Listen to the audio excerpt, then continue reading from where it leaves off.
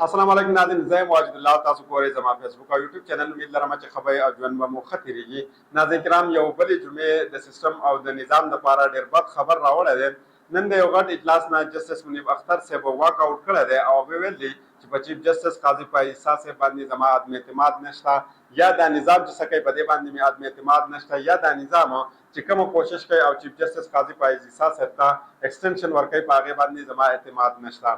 نن د اسلام آباد های کورټ د طرف نه هم یو غټ خبر راغلی او د هغې نه بعد ډرامایي طور باندې چې څومره نظام دی هغه بدل شوی دی او په دې کې تبدیلي راغله. چیف جسټس اسلام آباد های کورټ جسټس عامر فاروق صاحب نن چې کومه ریمارکس هغې ورکړل دي دا هم ډېر زیات حیران کن دي او حیران کن په دې وجه دي چې د پارلیمنت هاوس نه د پاکستان تحریک انصاف د پارلیمنټرین د ګرفتارولو نه واله د 9 مئی پورې چې څه په پاکستان کې شو دي د دې په حوالې سره هغوی ویل دي او علي امین ګنډاپور صاحب یو ځل بیا چې کومه دی هغه په ګټه کې دی او عمران خان صاحب د هغې دپاره چې کوم الفاظ استعمال کړل دي که دا ما ستاسو مخې ته کېښودل تاسو به حیران شئ چې د علي امین ګنډاپور صاحب د په حوالې سره هغوی څه قسمه الفاظ استعمال کړل دي. خو د دې نه بل یو غټ کار دا شوی دی چې بېګا د حمید میر صاحب په شو کې رانس ناولله صاحب راغلی دی او رانس ناولله صاحب ویل دي چې زموږ سره د آئین کې د تبدیلۍ دپاره یا په آئین کې د نوي قانون دپاره زموږ سره نمبر چې کومه دي نمبر دا نه دي پوره، یعنې په قومي اسمبلی کې هغوی ته 240 پکار دي او په سینټ کې هغوی ته 63 یعنې 63 پکار دي. هغه چې دا دواړه زموږ سره دا نمبر پوره نه دي. د دې نه مخکې تاسو لیدل چې یوې هفتې نه کومه چې ټاوټ صحافیان دي هغوی ویلي چې نه د پاکستان چې کومه مسلم لیګ نوم دی یا د هغې سره چې کومه اتحادي پارټیانې دي د هغوی سره دا نمبر پوره دی او په اسانۍ سره به دوی په عدلیه کې دا تبدیلي راولي، یعنې د ججانو عمر چې کومه دا به 15 کالو ته ورسوي. خو رانس ناولله صاحب چې کله د دې تردید وکړو نو د هغې نه بعد چې کومه ټاوټ صحافیانو هغه ټوټل داسې ورک شوي دي چې د یو پته هم نه لګي چې آخر دوی چېرته لاړه او په کوم ځای کې موجود دي او نن سبا دوی چېرته تللي او چېرته نه دي تل، ځکه چې رانس ناولله صاحب ډېر سینیر پارلیمنټرین دی او بالخصوصا د پاکستان مسلم لیګ نوم ډېر زیات سینیر دی. هغې ویلي چې زموږ سره نمبر چې کومه دي دا پوره نه دي. نن جسټس عامر فاروق صاحب د اسلام آباد های کورټ چې کومه چیف جسټس صاحب دی هغوی هم چې کومه دی ډېر اهم ریمارکس ورکړل دي. دا زه ستاسو مخې ته ږدم خو د دې نه اول راځو او تاسو ته زه دا وایم چې د په اسلام آباد کې اسلام آباد های کورټ چې د سپرډن اډیاله جیل چې کومه د عمران خان صاحب سره ملاقات کوي د هغې په حوالې سره چې هغوی څه ویل دي دا زه اول ستاسو مخې ته ږدم. د دې په حوالې سره سپرډن اډیاله جیل او عبدالغفور انجم صاحب او پاکستان تحریک انصاف وکیلا عدالت ته پیش شو. په دوران سماعت کې پی ټي آی وکیل بریسټر علي ظفر ویلې چې د منګل په ورځ باندې او د جمعرات په ورځ باندې د ورځې 2 بجې موږ په یو وړه کمره کې د عمران خان صاحب سره کینو او د هغه سره میټینګ کوو او د وکیلان هم راځي او د پاکستان تحریک انصاف چې څومره رهنماګان دي هغه راځي هلته میټینګ کوي. خو هغې وویلې چې دا اډیاله جیل چې کومه سپرډنټ صاحب دی هغې ته چې کومه لیست ورکولی کېږي په هغه لیست باندې هغوی عمل نه کوي. نو عدالت ورته وویلې چې تاسو په دې لیست باندې عمل ولې نه کوئ او که چېرته تاسو په دې لیست باندې عمل نه کوئ نو ستاسو خلاف به توهیني عدالت کیس چې کومه دا به دایر کړی شي او پاکستان تحریک انصاف ته وویل چې تاسو د دې خلاف توهیني عدالت کیس دایر کولی شئ. خو د هغې په بدله کې سپرډن اډیاله جیل وویلې چې بالکل د عدالت په حکم باندې چې کوم حکم کړی دی په هغې باندې عمل روان دی او لوکل کمیشن چې کومه دی هغه هم جوړ شوی دی. خو هغې په دغه کې ورته جسټس سردار اعجاز خان ورته وویلې چې لوکل کمیشن چې کومه دی دا یو جدا کیس دی او انصاف رسول چې کومه دی عمران خان صاحب ته یا یو بل شهري ته دا چې کومه دا ستا فرض دی او ته به دې ټولو ته انصاف رسې او د دې رسایي چې کومه دا په تا باندې فرض ده. هغه چې ته دا خبره یقیني وګرځوه. خو د پاکستان تحریک انصاف چې کومه وکیلان دي یا د پاکستان تحریک انصاف چې کومه نور کسان راځي او د عمران خان صاحب سره میټینګ کوي نو هغې ته چې کومه ته رسایي ورکړه نو په هغې په بدله کې ورته سپرډنټ صاحب وویلې چې موږ زموږ مخې ته خو ډېر لیسټونه راځي. هغه ویلي چې په دې کې زه کنفیوز یم ما ته دا پته لګي چې کومه یو لیست صحیح دی او کومه لیست صحیح نه دی. نو په هغې کې ورته عدالت وویلې چې ستا د کنفیوژن زه ختموم او ستا د کنفیوژن په دې طریقې سره ختمیږي چې په جیل کې دننه عمران خان صاحب چې تا ته کومه لیست درکوي ته په هغه لیست باندې عمل کوه ځکه چې عمران خان صاحب په جیل کې موجود دی او هغې ته بهتر پته ده او هغه ته دا هم پته ده چې کوم کسان راتلل پکار دي او کومو کسانو راتلل نه دي پکار. اوس راځو او د اسلام آباد های کورټ د پی ټي آی ګرفتار رهنماګانو جسمانی ریمانډ چې کومه فیصله دا هغه معطل کړله. پی ټی آی په جلسې نه بعد چې کومه درجه مقدماتو په کې گرفتاریان شوې او د پی ټی آی رهنماګانې جسمانی ریمانډ فیصله چې کومه دا کلدم قرار شو ده او د دې چې کومه درخواست په دې باندې چیف جسټس اسلام آباد های کورټ امیر فاروق او جسټس سمندر پت چې کومه د سماعت کړه ده اسلام آباد های کورټ کې چې په تیر شوی ورځ باندې کومه گرفتاریان شوې د پاکستان تحریک انصاف د رهنماګانو د هغې جسماني ریمانډ چې کومه فیصله دا هم معطل کړی شو ده. دوران سماعت کې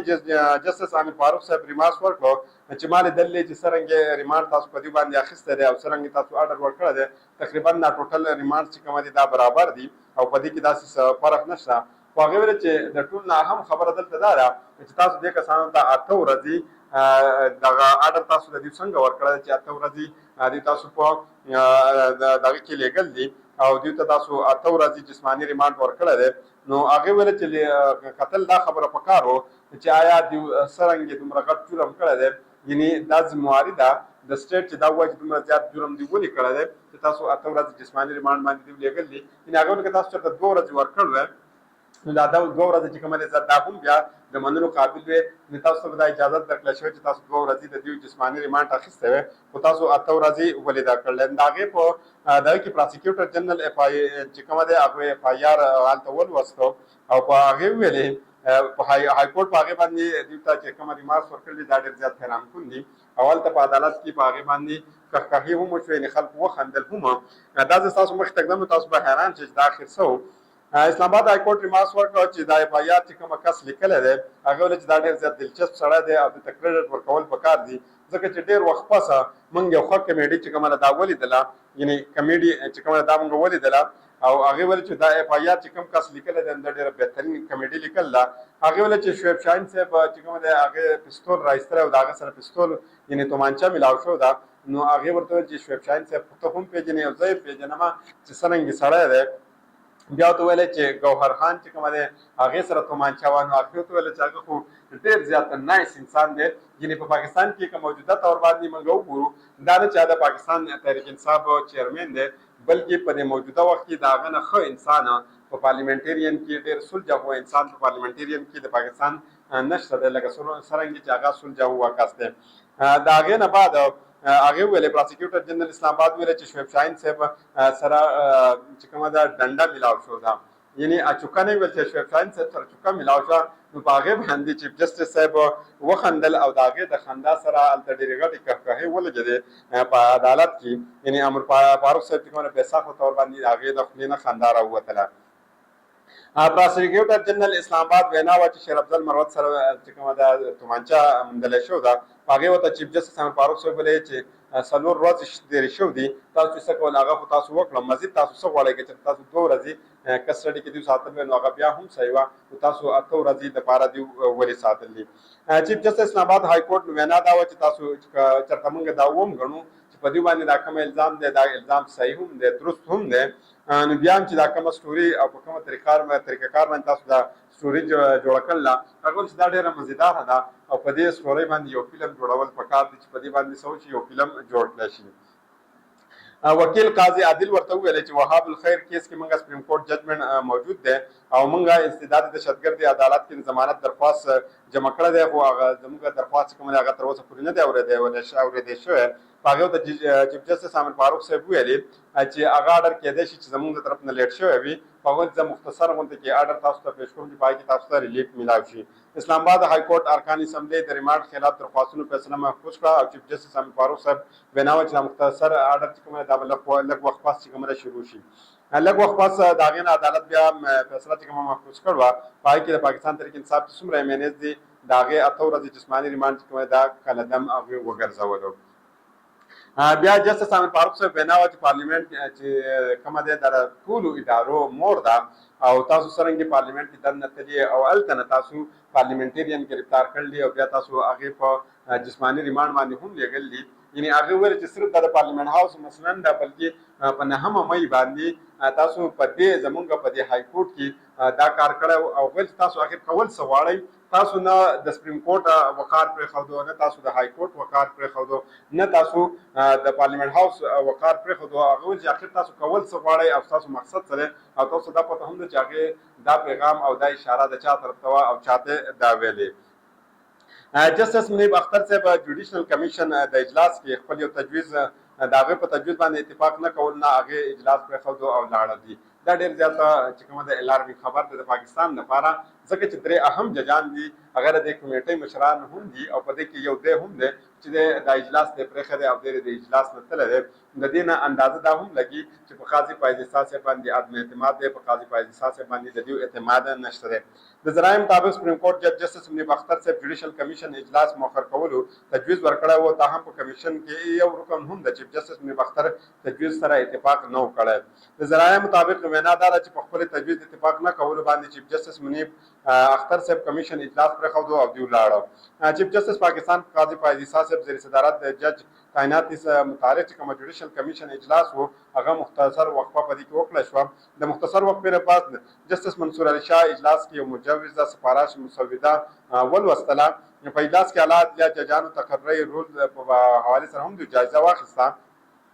دا خو نن د سپریم کورټ او های کورټ له طرف نه راغلی. خواجه آصف صاحب نن یو بیان ورکړی دی او دا ډېر زیات حیرانکون دی. حیرانکون ورته زه په دې سنس باندې وایم چې زما به ذات خود چې که زما نه به ذات خود څوک تپوس وکړي نو ما کله هم د خواجه آصف صاحب نه دا توقع نه کوله چې داسې سینیر کس د پاکستان او سینیر پارلیمنټیرین او د خپلې نه داسې الفاظ رایستل یا داسې الفاظ استعمالول دا ډېر زیات حیرانکون و زما دپاره. او دا صرف زما دپاره نه بلکې انټرنیشنلي چې دا خبرونه کم خلک ورکوي د هغوی دپاره به دا هم ډېر زیات حیرانکون وي چې یو سینیر کس داسې الفاظ استعمالوي. خواجه آصف صاحب ویلی دي چې زه دوانه لاسونه جوړوم او په دې دوانه لاسونه ولې جوړوم چې عالي امین ګنډاپور صاحب چې دا 2 نمبر سړی دی، یعنې 2م نمبر سړی دی او 2م نمبر تاسو پته ده چې دا الفاظ استعمالول پکار دی او یا نه پکار. او هغې ویله چې په دې زه تاسو ته درخواست کوم چې عالي امین ګنډاپور صاحب 2م نمبر سړی دی او تاسو په ده باندې اعتماد مه کوئ. بل خبر اخیری در سره کړم د علي امین ګنډاپور صاحب په حوالې سره چې عمران خان صاحب یو ځل بیا وویل چې زما په علي امین ګنډاپور باندې اعتماد دی و او وي به، یعنې زه د علي امین ګنډاپور صاحب سره مخکې هم وم، نن ورسره هم یم او راتلونکي وخت کې به هم یم. د بلې ویډیو پورې ماته اجازت راکړئ. د الله په امان.